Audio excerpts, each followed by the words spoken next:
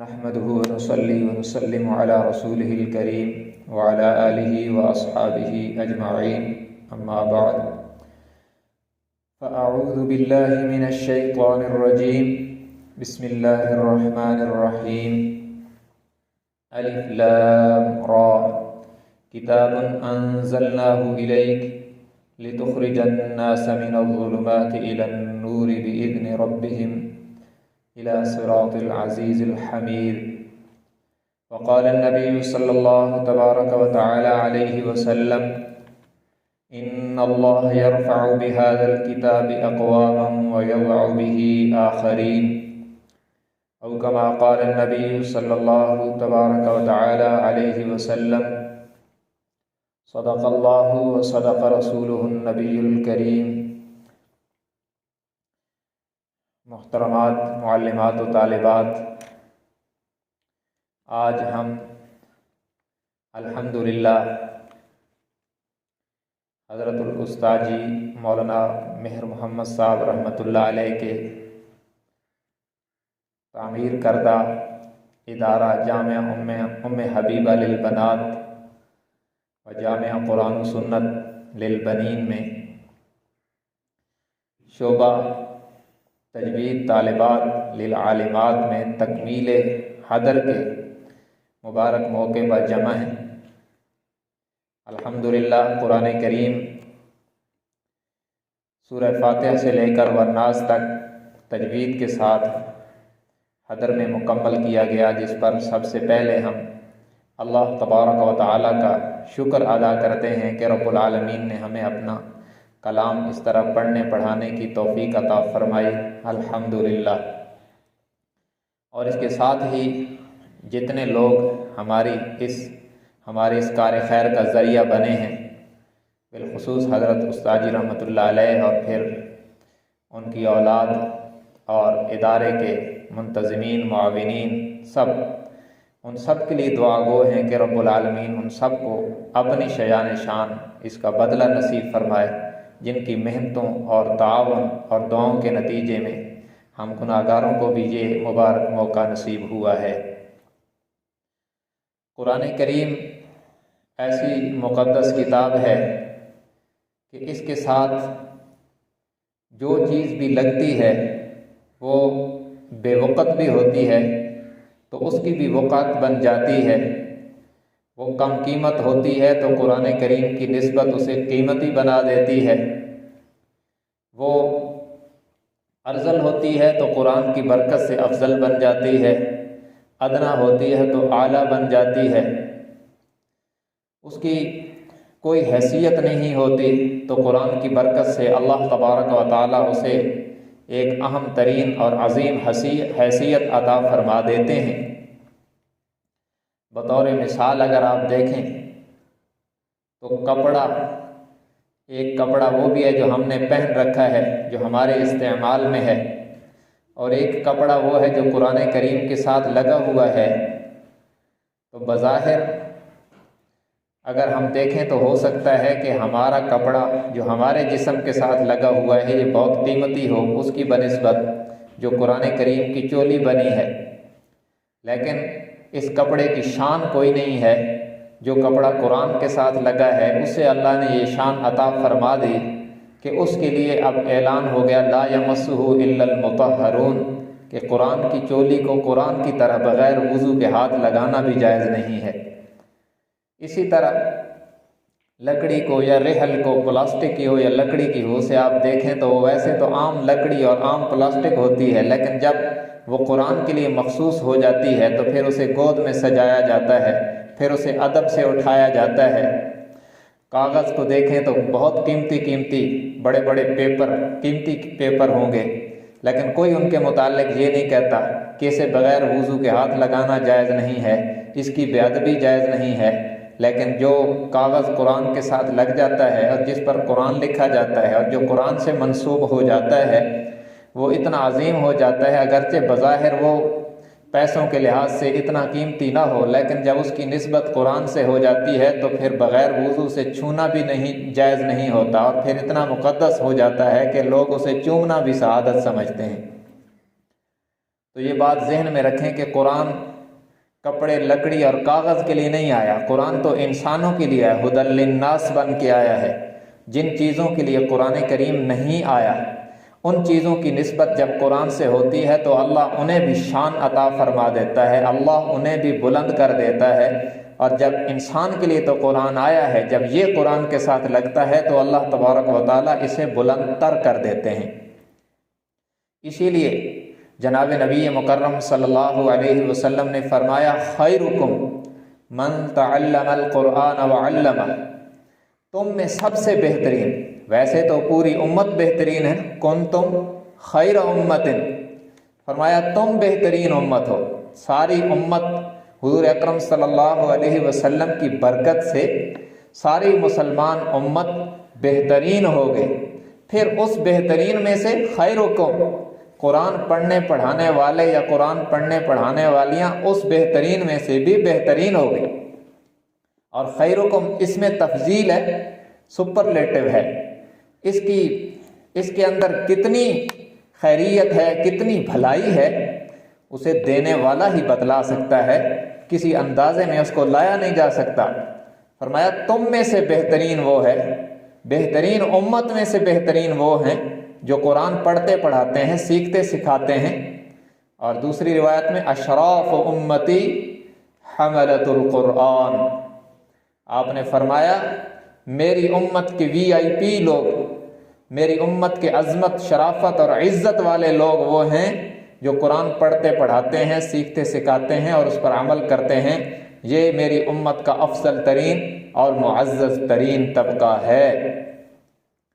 تو یہ شرف ہے قرآن پڑھنے پڑھانے سے، اور قرآن کی نسبت سے جو ہمیں عطا ہوتا ہے ہمیں اسے سمجھنا چاہیے کہ ہم کوئی معمولی کام نہیں کر رہے، بلکہ اللہ کی مخلوق میں اس زمین پر جو سب سے افضل ترین کام ہے وہ ہے قرآن پڑھنا پڑھانا، سیکھنا سکھانا، اور وہ اس کے لیے اللہ نے ہمیں قبول فرمایا۔ تو رب العالمین کا بہت بڑا انعام ہوا، اس نعمت کا استحضار کر کے ہمیں شکر بھی ادا کرنا چاہیے، اس لیے کہ لئن شکرتم لأزیدنکم، رب العالمین کا وعدہ ہے کہ تم شکر کرو گے تو نعمت بڑھے گی۔ تو ہم اس نعمت کا دل سے شکر ادا کریں کہ یا اللہ آپ کا شکر ہے، آپ نے اپنی کتاب کے ساتھ منسوب کیا، اسے پڑھنے پڑھانے کی، اسے سمجھنے سمجھانے کی اور اس پر عمل کرنے کی اور دوسروں کو عمل پر لانے کی ذمہ داری ہمیں سونپ دی، تو اس پر جتنا بھی شکر ادا کریں کم ہے۔ دیکھیں رزق تو اللہ کے ذمے ہے، اللہ نے اپنے ذمے لے رکھا ہے، رزق تو سب کو ملتا ہے۔ وَمَا مِن دَابَّةٍ فِي الْأَرْضِ إِلَّا عَلَى اللَّهِ رِزْقُهَا، خود رب العالمین نے فرمایا رزق میرے ذمے ہے۔ ہاں اس کی تقسیم ہے، رزق تو وہ سب کو دیتا ہے، کسی کو رزق دے رہا ہے تو اس کو دکان پہ بٹھا دیا، کسی کو گاڑی کا اسٹیئرنگ پکڑا دیا کہ تم یہ کام کرو تمہیں رزق ملے گا۔ اللہ کا ہمارے اوپر کرم ہوا کہ ہمارے لیے تقسیم کی، کہ ہمیں کہا تم قرآن پڑھو پڑھاؤ، ہمارے لیے فیصلہ یہ ہوا کہ تم قرآن پڑھو پڑھاؤ، سیکھو سکھاؤ، اس کے معاون علوم سیکھو سکھاؤ، قرآن پڑھنے والے اداروں کا نظام چلاؤ، بس تمہیں رزق یہاں سے ملے گا۔ اس لیے میں عرض کیا کرتا ہوں، کسی کو رزق دیا اس کے ہاتھ میں ہتھوڑا پکڑوا دیا، کسی کو رزق دیا تو اسے گاڑی کی سیٹ پر بٹھا دیا، کسی کو رزق دیا تو اسے کسی کاؤنٹر پہ بٹھا دیا، اور جب اہل قرآن کے لیے فیصلہ ہوا تو اللہ نے کہا تمہیں بھی رزق دوں گا، لیکن یہ ہوگا کہ تمہارے ہاتھ میں ہتھوڑا نہیں، قرآن دوں گا۔ تو یہ اللہ کی تقسیم ہے اور اس کا فضل اور کرم احسان ہے کہ رب العالمین نے قرآن کریم کے ساتھ وابستہ کیا، اور اس میں عموم ہے، پڑھنے پڑھانے والے، پڑھنے پڑھانے والیاں اور منتظمین، محتممین اور اس طرح کے اداروں کا تعاون کرنے والے، سب لوگ اس میں شامل ہوتے ہیں جو قرآن کے خدام ہیں یا خادمات ہیں۔ یہ کسی بھی حال میں برکت سے خالی نہیں ہے، بہت بڑا کار خیر ہے، اجر عظیم ہے۔ تو سب سے پہلے تو ہم اس نعمت کا ادراک کریں اور ذہن میں استحضار کریں، اور ہم دنیاوی اداروں میں پڑھنے والی لڑکیوں کو دیکھ کر آپ لوگ احساس کمتری میں مبتلا نہ ہوں کہ وہ جی بڑے بڑے اعلیٰ تعلیم حاصل کر رہے ہیں اور ہم تو یہ پڑھ رہے ہیں۔ ہم سب سے اعلیٰ تعلیم ہم حاصل کر رہے ہیں، سب سے اعلیٰ تعلیم اور علم ہے ہی قرآن و حدیث، حقیقت میں علم ہے ہی علم وحی، باقی تو کوئی علم نہیں، ان کو تو فنون ہے وہ، اور ان کی طرف منسوب ہو کر علم بن جاتے ہیں۔ علم النحو تب علم بنتا ہے کہ وہ قرآن سمجھنے کے لیے استعمال ہوتا ہے۔ علم الصرف، جتنے بھی ان کو علوم کہتے ہیں، یہ ادھر منسوب ہو کر علم بن جاتے ہیں۔ اگر اس سے ہٹ جائیں تو ان کی کوئی حیثیت نہیں رہتی۔ اور یہی علم اصل علم ہے، اور یہی وہ علم ہے، یہی وہ ڈگری ہے جو قبر میں بھی ساتھ رہے گی، حشر میں بھی ساتھ رہے گی، جنت تک ساتھ رہے گی۔ باقی جتنی ڈگریاں ہیں وہ موت پر سٹاپ ہو جاتی ہیں، موت کے بعد کوئی ڈگری ساتھ نہیں جاتی۔ F A, B A, M A سب یہی ہے، آخرت میں کوئی ڈگری کام نہیں آتی۔ یہ قرآن و حدیث والی ڈگریاں ایسی ہیں، دین والی ڈگری ایسی ہے جو ہر مرحلے پر ساتھ رہتی ہے، اور یہ واحد ہماری درسگاہوں کا اعزاز ہے۔ یہ بات ذہن میں رکھیں، دنیا کی کسی فن کی درسگاہ کو یہ اعزاز نہیں ہے کہ وہاں کوئی طالب علم داخل ہو اور پڑھنا شروع کرے اور مر جائے اور وہ اسے ڈگری دے دے۔ یہ ان درسگاہوں کو اور دینی اداروں کو اور قرآن پڑھنے پڑھانے والوں، سیکھنے سکھانے والوں یا سیکھنے سکھانے والیوں کو یہ اعزاز ہے۔ ہمارے ادارے میں کوئی حفظ کے لیے داخل ہو، اس کا ارادہ ہو کہ میں نے حفظ کرنا ہے، عالمہ بننا ہے یا عالم بننا ہے، قرآن کا حدیث کا علم سیکھنا ہے، اور ابھی الحمدللہ رب العالمین پڑھا اور موت آ گئی تو قیامت کے دن عالم اور عالمہ ہو کے اٹھے گی۔ یہ اس علم کا اعزاز ہے کہ یہاں پر نیت پر فیصلہ ہو جاتا ہے اور ڈگری پکی ہو جاتی ہے۔ اگر درمیان میں بندہ مر بھی جائے تو قبر میں وہ ڈگری اس کے ساتھ ہوگی، قبر میں وہ اعزاز اس کے ساتھ ہوگا، حشر میں وہ اعزاز اس کے ساتھ ہوگا، وہ حافظوں میں کھڑی ہوگی یا علماء اور عالمات میں کھڑی ہوگی۔ جیسی نیت ہوگی ویسی ڈگری اللہ دیتا ہے۔ اور پھر یہ کہ دنیاوی اداروں میں جو جتنا چلاک ہو اتنا ہی آگے بڑھتا ہے، اور جس کو بولنا ہی نہ آتا ہو یا جس کو بولنا ہی، جو بچی بول ہی نہ سکتی ہو، اس کے لیے تو کوئی اعزاز نہیں ہے۔ اس علم میں یہ اعزاز ہے۔ اللہ کے نبی نے فرمایا، عام بندہ قرآن پڑھتا ہے اس کو 11 اجر ملتا ہے، جو آدمی جس کی زبان میں لکنت اور اٹکن ہوتی ہے وہ اٹک اٹک کے پڑھتا ہے تو اس کو دوہرا اجر ملتا ہے۔ یہ اعزاز بھی اس علم کا ہے۔ اور جو آدمی ماہر ہو، طالب ہو یا طالبہ ہو، عالم ہو یا عالمہ ہو، قاری ہو یا قاریہ ہو، جو مہارت سے قرآن پڑھتا ہے، تو رب العالمین کے پیغمبر حضرت محمد صلی اللہ علیہ وسلم نے فرمایا، قرآن کے ماہر کا حشر تو مقربین فرشتوں کے ساتھ ہوگا۔ تو ماہر کو بھی نواز دیا، نالائق کو بھی نواز دیا۔ دنیا کی کون سی یونیورسٹی ہے، کون سا کوئی کالج ہے جو نالائقوں کو بھی اعزاز دیتا ہو؟ وہ تو جناب وہاں پر تو معیار بنے ہوئے ہیں کہ اس درجے کا بندہ آئے گا تو اس کو داخلہ ملے گا، اس درجے کی لڑکی آئے گی تو اس کو داخلہ ملے گا، اس درجے سے کم کے لیے تو داخلہ ہی بند ہے۔ اور یہ درسگاہیں ہیں جہاں پہ ہر قسم کے لوگوں کے لیے داخلے کھلے۔ بلکہ اگر ہم بہت گہرائی سے جائزہ لیں اور دینی اداروں کی کارکردگی کو دیکھیں نا، تو یہ وہ ادارے ہیں جو ناکارہ لوگوں کو کام کا بنا دیتے ہیں، کچرے کو کارآمد بنا دینے والی فیکٹریاں ہیں یہ دینی ادارے۔ دیکھیں نا، میں بہت استحضار کے ساتھ اور سوچ سمجھ کے یہ بات کہتا ہوں، اللہ کی نعمت سمجھ کر، کہ میرے جیسے بندے کو سٹیج پہ بٹھایا کس نے؟ حقیقت میں اللہ کا کرم ہے، لیکن اسباب کی دنیا میں یہ ان اداروں کا کمال ہے۔ ورنہ میرے جیسا بندہ ہو نا تو لوگ اس کے قریب سے نہیں گزرتے کہ کوئی نہ کوئی کام کہے گا، یار اس کو نظر تو آتا نہیں، اس کو کوئی نہ کوئی سوال ڈال دے گا۔ لیکن یہ ان دینی اداروں کی محنت ہے کہ اس طرح کے اسباب کی دنیا میں جو بندہ بظاہر بیکار تھا اسے اس طرح کام کا بنایا کہ وہ لوگوں کی ہدایت کا ذریعہ بن گیا۔ یہ ان اداروں کی، اور شروع میں جب اسی ادارے میں داخل ہوا تھا، میرے لیے تو ڈبل اعزاز ہے کہ یہاں پہ میں نے آج حدر مکمل کروا دی پورے قرآن کی، جہاں میں نے خود الحمد کی الف سے لے کر والناس کی سین تک پورا قرآن یاد کیا تھا اسی ادارے میں۔ تو اللہ نے مجھے ڈبل اعزاز عطا فرمایا کہ یہاں میں نے قرآن حدر میں مکمل بھی کروا دیا اللہ کے فضل و کرم سے۔ تو یہیں پر میں نے پڑھنا شروع کیا تھا، بالکل جس جاہل نہیں اجہل اس طرح کا میں تھا، آج جیسے کہتے ہیں نا فلان بندہ غربت کی لکیر سے نیچے ہے، تو میں جب آیا تھا تو میں تو جہالت کی لکیر سے بھی نیچے تھا، کسی کام کا کوئی پتہ نہیں تھا۔ یہ ان کی محنت ہے۔ حضرت الساجی رحمۃ اللہ علیہ کچھ چیزیں ہمیں اس وقت بتاتے تھے، میری عقل اتنی تھی نہیں کہ ان کو سمجھ سکے، لیکن میرے ذہن میں حافظے میں محفوظ تھی۔ جب میں نے بڑی بڑی کتابیں پڑھی تو اس وقت مجھے سمجھ میں آیا کہ اس بات کا یہ مطلب تھا، اور یہ بھی سمجھ میں آیا کہ حضرت ساجی رحمۃ اللہ علیہ کا علم کتنا گہرا تھا کہ بڑی بڑی اصطلاحی باتیں ایسے سیدھے سادے لفظوں میں ہمیں کہہ دیتے تھے، لیکن ہماری عقل میں اس وقت اتنی گنجائش نہیں تھی، لیکن آج ان کی باتیں سمجھ میں آتی ہیں تو بے ساختہ زبان پہ آتا ہے اللہم اغفر لہ وارحمہ بفضلک العظیم۔ تو میں عرض یہ کر رہا ہوں کہ یہ ان اداروں کی محنتیں بیکاروں کو کام کا بنا دیتے ہیں۔ اور بلکہ مجھے یاد آ رہا ہے ایک عجیب واقعہ، قاری فتح محمد صاحب پانی پتی رحمۃ اللہ علیہ، یہ بھی نابینا تھے اور یتیم بھی تھے۔ اب آپ دیکھیں اگر ایک بندے کو نظر بھی نہ آتا ہو اور اس کا باپ بھی نہ ہو تو بظاہر تو اس کی دنیا تو گئی نا، کسی کام کا نہیں، کچھ سنبھالنے والا ہی نہیں، اور نظر اس کو ویسے ہی نہیں آتا تو وہ کیا کام کرے گا۔ اور ان کے حالات میں لکھا ہے کہ ان کی والدہ ان کو مسجد میں قاری صاحب کے پاس چھوڑ کے آتی، اور سیدھی سادی تھی دیہاتن عورت، اور وہ جب بچے کو چھوڑ کے آتی، نابینا اور یتیم بچہ مسجد میں بٹھا کے آتی، تو فتح محمد نام تھا اور پرانی عورت تھی سادی، وہ چھوڑ کے آتی، وہ کہتی فتح پڑھ لے، میں مر جاؤں گی تو تجھے کون پوچھے گا۔ اور بات تو صحیح تھی کہ باپ ویسے نہیں ہے، نظر ویسے نہیں آتا،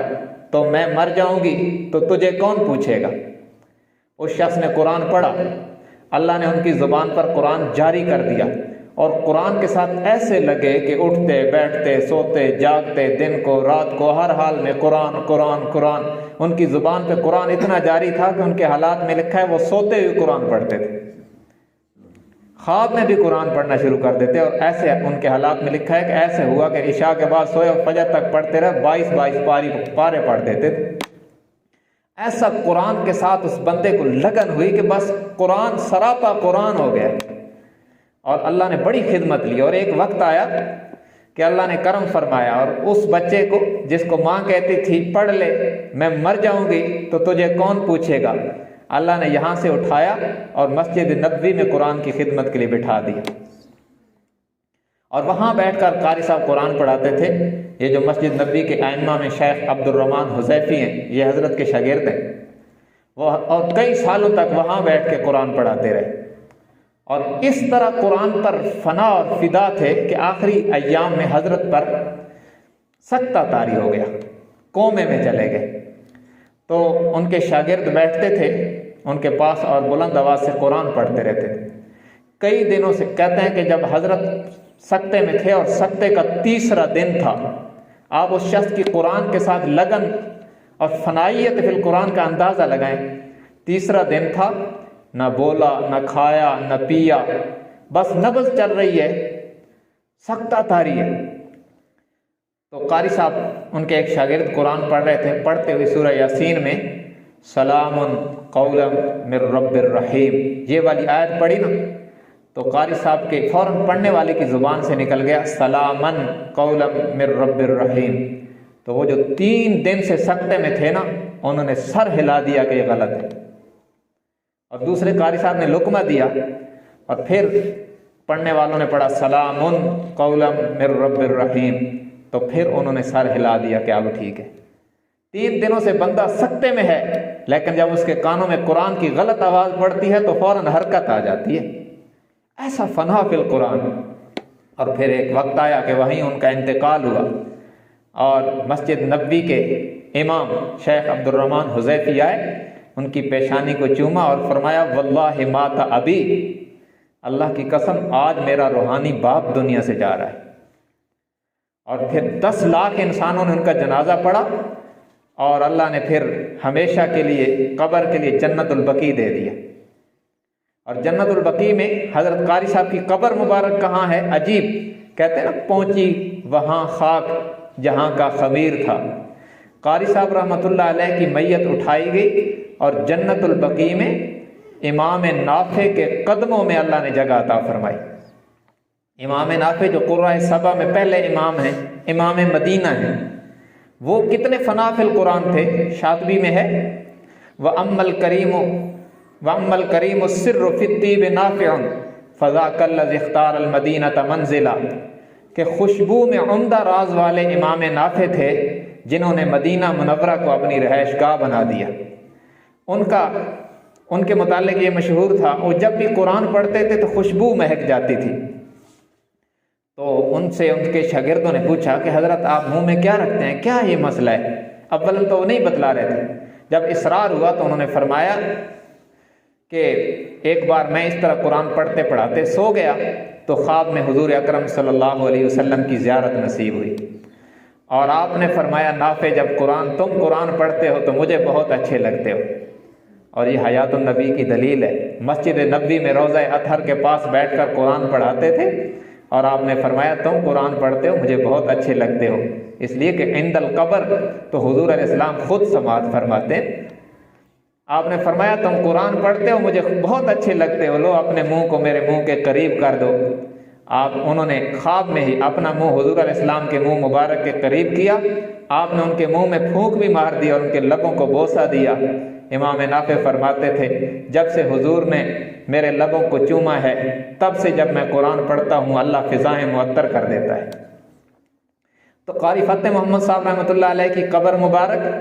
امام نافع کے قدموں میں ہے، اور آپ اس لڑی کو دیکھیں تو امام نافع کی قبر مبارک امام مالک کے قدموں میں ہے۔ وہ امام مدینہ جو ساری زندگی مدینہ منورہ میں رہا اور مدینہ سے باہر نہیں جاتے تھے اس خیال سے کہ کہیں مجھے موت مدینہ منورہ کے باہر نہ آ جائے، اتنے بڑے عاشق رسول۔ امام نافع کی قبر امام مالک کے قدموں میں ہے، اور امام مالک رحمہ اللہ کی قبر مبارک شہید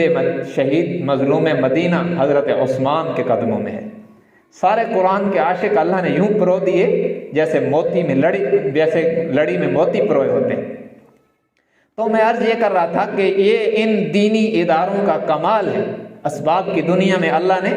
ان دینی اداروں کو اور یہ ادارے چلانے والوں کو یہ شرف بخشا ہے کہ یہاں پر تو ناکارہ لوگوں کو بھی کام کا بنا دیا جاتا ہے، کچرے کو کرامت بنا دیا جاتا ہے، بیکار لوگوں کو بھی امت کا رہنما اور ہادی بنا دیا جاتا ہے۔ تو اس لیے ہم اللہ کا احسان بھی سمجھیں اور ان اداروں کی بھی قدر کریں، ان کا احسان بھی سمجھیں کہ یہاں کتنی بڑی محنت ہو رہی ہے۔ یقین جانے جو ہم مدارس میں محنت کرتے ہیں نا، اس کا 10 گنا بھی دنیاوی اداروں میں نہیں ہوتا۔ ہم نے وہاں جا کر اس چیز کا ادراک کیا ہے کہ وہاں کتنی محنت ہو رہی ہے، ہم کتنی محنت کر رہے ہیں۔ وہاں پر تو ان کو پابندیاں لگانی پڑتی ہیں، جو استاد ٹائم پہ آتے نہیں ہیں اور جناب پڑھاتے نہیں ہیں، اور یہاں آپ نے دیکھا ہے ہمارا کام پورا نہ ہو تو ہم زور کے بعد بھی آ جاتے ہیں کہ یہ کام پورا نہیں ہوا، ان کا کام نہ رہے،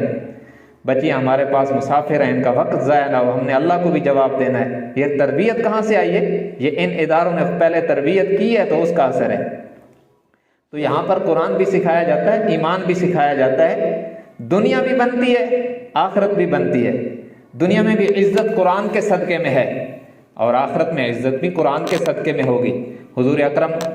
صلی اللہ علیہ وسلم کی سچی غلامی کے صدقے میں ہوگی۔ یہ سب کچھ دین کے صدقے میں ہے، اور دین کے جو مراکز ہیں وہ یہی ادارے ہیں۔ تو اس لیے ان کی قدر کریں اور اپنے علم کی قدر کریں اور ذہنوں میں اس کی اہمیت سمجھیں، اور جن جن واسطوں سے آپ کا علم حاصل ہو رہا ہے ان سب کی قدر کریں۔ عام طور پر یہ ہوتا ہے کہ یہ تو ہمارے استاد ہیں اور یہ ہماری استانی ہے اور اس سے تو ہم نہیں پڑھتے۔ ادارے میں جتنے لوگ ہیں وہ سب ہمارے محسن ہیں، اور ان سب کی ہم قدر کریں اور محنت سے پڑھیں، اور اللہ کی نعمت سمجھ کر دنیاوی اداروں میں پڑھنے پڑھانے والوں کو اس نیت سے نہ دیکھیں کہ وہ اعلیٰ علم پڑھ رہے ہیں۔ اللہ نے ہمیں منع کیا، حضور علیہ السلام کو منع کیا، آپ تو دیکھتے ہی نہیں تھے نا، ان کی وساطت سے ہمیں منع کیا، لا تمدن عینیک الی ما متعنا بہ ازواجا منہم زہرۃ الحیاۃ الدنیا۔ فرمایا ان کی طرف آپ کی نظریں نہیں ہونی چاہیے جو دنیا کی زیب و زینت میں ہے اور دنیا کی چمک دمک میں ہیں، ہم نے آپ کو اس سے بہت اعلیٰ نعمت عطا فرمائی ہے، آپ اس پر نظر کرو اور میرا شکر ادا کرو۔ وَأْمُرْ أَهْلَكَ بِالصَّلَاةِ وَاصْطَبِرْ عَلَيْهَا لَا نَسْأَلُكَ رِزْقًا نَحْنُ نَرْزُقُكَ وَالْعَاقِبَةُ لِلتَّقْوَىٰ۔ فرمایا آپ نماز پڑھیں اور گھر والوں کو بھی نماز پڑھایا کریں، اس میں کمی نہ کریں۔ مطلب یہ ہے کہ آپ دین پر عمل میں کمی نہ کریں، رزق میں ہم کمی نہیں کریں گے، نحن نرزقک، رزق میں ہم کمی نہیں کریں گے، والعاقبۃ للتقویٰ، اور بہترین انجام تو تقوی والوں کا ہے۔ تو اس لیے قرآن کا پیغام یہ ہے کہ اس کو پڑھیں پڑھائیں بھی صحیح، اور زندگی کو اس کے مطابق لانے کی کوشش بھی کریں، تو انشاءاللہ دنیا میں بھی اللہ عزت عطا فرمائیں گے اور آخرت میں بھی اللہ تبارک و تعالی ہمیں عزتوں سے نوازیں گے۔ بہرحال یہ اللہ کا بہت بڑا کرم ہوا، ہمارے لیے اعزاز کی بات ہے۔ اللہ تبارک و تعالیٰ سے ہم اس موقع پر دعا کریں گے کہ اللہ تبارک و تعالیٰ ہمیں اس پر استقامت بھی نصیب فرمائیں اور موت تک انہی درسگاہوں سے وابستہ رکھیں۔ وآخر دعوانا ان الحمد للہ رب العالمین۔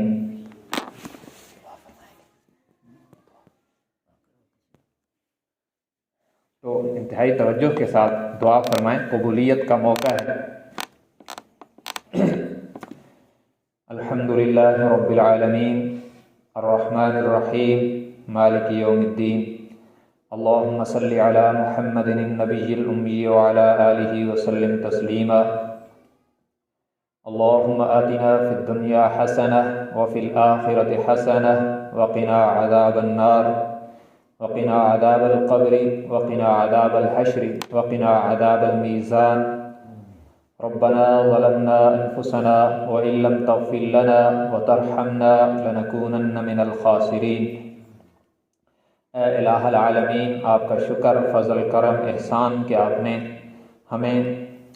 استادی کے قائم کردہ اس ادارے میں قرآن پڑھنے پڑھانے کے لیے قبول فرمایا اور آج حضر میں قرآن کریم مکمل کرنے کی توفیق عطا فرمائی۔ یہ حقیقت میں آپ کا کرم، فضل، احسان ہے،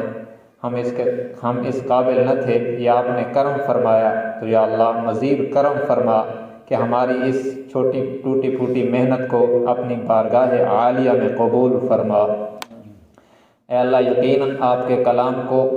صحیح پڑھنے کا اور اس کی شیان شان پڑھنے کا حق کوئی ادا نہیں کر سکتا، یقیناً ہم سے بھی بہت کمیاں کوتاہیاں رہ گئی ہوں گی۔ یا اللہ جتنی کمیاں کوتاہیاں رہ گئیں، اے کریم اللہ ہماری کمیوں سے درگزر فرما اور ہمیں پہلے سے بہتر پڑھنے کی توفیق عنایت فرما۔ اور پاک پروردگار جتنا ہم نے پڑھا ہے، کوشش کی ہے، یا اللہ اس حقیر سی محنت کو اور اس نقل کو اصل بنا کے قبول فرما اور اس پر اجر کے جتنے وعدے ہیں، اے پاک پروردگار اپنے فضل و کرم سے اور اپنے حبیب کریم صلی اللہ علیہ وسلم کے صدقے میں ہم اگرچہ مستحق نہیں لیکن اپنا کرم فرما کر ہمیں وہ اجر نصیب فرما۔ اے پاک پروردگار جنہوں نے اس ادارے کو بنایا، حقیقت میں اسباب کی دنیا میں ان کا احسان ہے۔ اللہ حضرت استاذی رحمۃ اللہ علیہ نے بڑی مشقت کے ساتھ اور بڑی قربانیوں کے ساتھ اس ادارے کا قیام کیا اور اس کی بنیاد رکھی اور بڑے مشکلات میں وقت گزار کر اس کو پروان چڑھاتے رہے۔ آج ہم یہ جو مسرتوں کے اجالے دیکھ رہے ہیں، یقیناً یہ ان کا احسان ہے، ان کی محنتوں کا ثمر ہے۔ تو یا اللہ ہماری طرف سے انہیں بہت بہت جزائے خیر عطا فرما اور اس کلام پاک کو اپنی بارگاہ میں قبول فرما کر سب سے پہلے انہیں ہی اس کا اجر عطا فرما اور اس کی برکت سے ان کی قبر کو جنت کا باغ بنا، انہیں کروٹ کروٹ جنت نصیب فرما، ان کے درجات کو بلند فرما۔ اور یا اللہ جتنے لوگ اول سے آخر تک حضرت استادی کے ساتھ اس کار خیر میں معین رہے ہیں، متعلقین متعلقات، ان سب کو جزائے خیر عطا فرما۔ اے پاک پروردگار حضرت استادی رحمۃ اللہ علیہ کے دور میں اور ان کے بعد ان کے بچیوں نے جو اس ادارے کو سنبھالا ہے، جتنی یہ محنت کر رہے ہیں، ان کی محنتیں قبول فرما، ان کی مدد و نصرت فرما، ان کو اور ہم سب کو اپنی شیان شان جو ہمیں صفات چاہیے، یا اللہ وہ تمام صفات ہم میں سے ہر ایک کو نصیب فرما۔ اللہ شروع سے اب تک اس ادارے کے چلنے میں، بنانے میں جتنے لوگوں نے تعاون کیا ہے، ان میں سے جو دنیا سے چلے گئے ان کی بخشش و مغفرت فرما، ان کی قبور کو جنت کا باغ بنا۔ یا اللہ جو زندہ ہیں، یا اللہ ان کی زندگیوں میں برکت نصیب فرما، ان کو رزق حلال طیب نصیب فرما، ان کے یا اللہ کاروبار میں عزت آبرو جان و مال میں برکت نصیب فرما، ان کی عزت آبرو جان مال کی حفاظت فرما، اور آئندہ بھی اس ادارے کے اندر کام کرنے والوں کو اور کام کرنے والیوں کو، پڑھنے پڑھانے والوں کو اور پڑھنے پڑھانے والیوں کو، سب کو، ہم سب کو اپنی رضا اور اخلاص نصیب فرما، ہم سب کو تمام تر شرور و فتن سے، حاسدین کے حسد سے اور نظر بد سے محفوظ فرما۔ اے اللہ جتنے مسلمان دنیا سے چلے گئے ہیں، اے اللہ ان سب کی بخشش فرما۔ اے پاک پروردگار جنہوں نے ہمارے پڑھنے پڑھانے میں، حضرت استاذی رحمۃ اللہ علیہ کے پڑھنے پڑھانے میں، مولانا فاروق صاحب، مولانا عثمان صاحب اور ان کی بہنوں کے پڑھنے پڑھانے میں جن لوگوں نے جس قسم کی معاونت کی، ان سب کو جزائے خیر عطا فرما اور ہم سب کے اساتذہ کرام میں سے جو دنیا سے چلے گئے ہیں، یا اللہ ان کے درجات کو بلند فرما، ان کی سیاح سے درگزر فرما۔ جو زندہ ہیں ان کے علم میں، عمل میں، عمر میں برکت نصیب فرما۔ اے پاک پروردگار، ہمیں اپنے اساتذہ کرام کی صحیح معنوں میں قدردانی نصیب فرما، ان سے استفادے کے یا اللہ وافر موقع نصیب فرما۔ اے پاک پروردگار، یہاں پڑھنے میں اور دیگر جگہوں پر تعلیم کے حصول میں میرے ساتھ میرے والد صاحب کا بہت بڑا تعاون رہا، یا اللہ ان کی خدمات کو قبول فرما اور اس کلام کو اپنی بارگاہ میں قبول فرما کر انہیں بھی ثواب عظیم عطا فرما، ان کی قبر کو جنت کا باغ بنا، ان کی سیاحت سے درگزر فرما، ان کی حسنات کو قبول فرما۔ اے پاک پروردگار، جہاں کہیں مسلمان مظلوم ہیں انہیں ظلم سے نجات نصیب فرما۔ اے پاک پروردگار، خصوصاً فلسطین کے مسلمانوں کی مجاہدین کی مدد فرما۔ اے اللہ ان کی خصوصی نصرت فرما، یا اللہ ان کا خصوصی تعاون فرما، اور امت مسلمہ کو بالخصوص ہمارے حکمرانوں کو اور اسلامی ممالک کے حکمرانوں کو غیرت اور حمیت عطا فرما۔ یا اللہ کفر کی ساری سازشوں کو انہی پر مسلط فرما، یہود کو مغلوب فرما، ہنود کو مغلوب فرما، اسلام کو غلبہ عطا فرما۔ یا اللہ ہمیشہ کے لیے اسلام کو غلبہ عطا فرما۔ یا اللہ اسلام اور اسلام کا نام لینے والوں کو اور اسلام کی اسباب کی دنیا میں حفاظت کرنے والوں کو غلبہ نصیب فرما، اور ہر طرح کی شر و فتن سے ہم سب کی حفاظت فرما۔ اے پاک پروردگار، جتنے بیمار ہیں گھروں میں، ہسپتالوں میں، سب کو صحت کاملہ عاجلہ مستمرہ نصیب فرما۔ یا اللہ پریشان حال لوگوں کی پریشانیاں دور فرما، مشکلات میں گھرے انسانوں کی مشکلیں حل فرما۔ اے اللہ فتنوں اور فسادات کے دور میں ہم آپ کی منت کرتے ہیں، موت تک اپنے عالی دین کی خدمت کے لیے ہم میں سے ہر ایک کو آسانی کی صورتوں کے ساتھ قبول فرما، مشکلات میں مبتلا نہ فرما۔ یا اللہ جتنے دینی ادارے ہیں ان سب کی ضروریات کو اپنے غیب کے خزانوں سے پورا فرما، خصوصاً اس ادارے کو جامعہ قرآن و سنت اور جامعہ ام حبیبہ للبنات کو دن دگنی رات چگنی ترقی نصیب فرما۔ اس کے اندر ہم جو کام کر رہے ہیں، معلمین معلمات سب کو اپنی رضا اور اخلاص نصیب فرما، طلباء اور طالبات کی صلاحیتیں اجاگر فرما، یا ان کو علماء اور عالمات بنا، دین کے خدام اور خادمات بنا۔ اے پاک پروردگار، جنہوں نے ہمیں دعاؤں کا حکم فرمایا ہے اور جو امیدیں رکھتے ہیں اور جن کے حقوق وابستہ ہیں، یا اللہ سب کی بگڑی بنا دے، سب کی مشکلات کو آسان فرما، سب کی پریشانیوں کو دور فرما۔ اے اللہ ہماری اولادوں کو بھی نیک اور لائق بنا، ہماری آنکھوں کی ٹھنڈک بنا، ہمیں مع الاہل صحت عافیت سلامتی نصیب فرما، ہمارے بچوں بچیوں کو ہمارا جانشین بنا، ہمارا علمی جانشین بنا، اور ان کو بھی اسی طرح دین کے کاموں میں دین کی خدمت کے لیے قبول فرما۔ اے پاک پروردگار، جو کچھ ہم نے مانگا ہے یا اللہ وہ بھی عطا فرما دو، اور جو ہم نے نہیں مانگا اور ہمیں مانگنا چاہیے تھا، یا اللہ ہمیں مانگنے کا طریقہ سلیقہ بھی کوئی نہیں آتا، ہم نالائق نادان ہیں۔ اے بن مانگے عطا فرمانے والے آقا، ہم سب کو سب کچھ بن مانگے نصیب فرما۔ اے پاک پروردگار، میرا جو عمرے کا عزم ہے اسے بھی آسان فرما، اور آسانی کے ساتھ اپنے در پہ اور اپنے حبیب جناب محمد صلی اللہ علیہ وسلم کے روضہ اطہر پہ حاضری کی، بادب اور مقبول حاضری کی اور بار بار حاضری کی توفیق عنایت فرما۔ اللہم صلی علی محمد النبی الامی وعلی آلہ وسلم تسلیما۔ ربنا تقبل منا انک انت السمیع العلیم وتب علینا انک انت التواب الرحیم۔